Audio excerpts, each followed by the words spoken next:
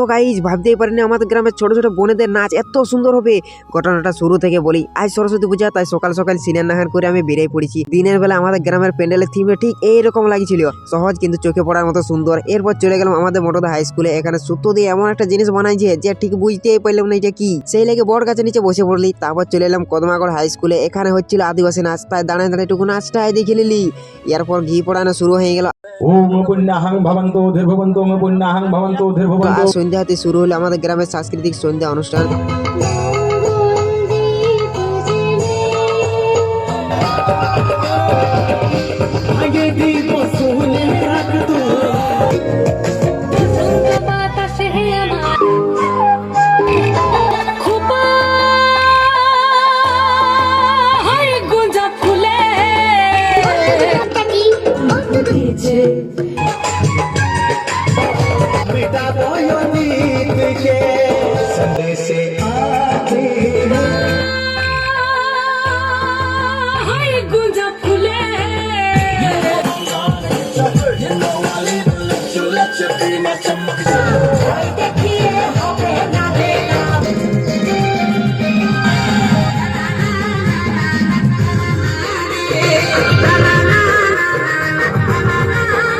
সব শেষে আমরা নাচে পুরো কাটা গরম করে নিই। তো আজকের মতো এখানে শেষ। ভিডিওটা ভালো লাগলে লাইক কমেন্ট শেয়ার।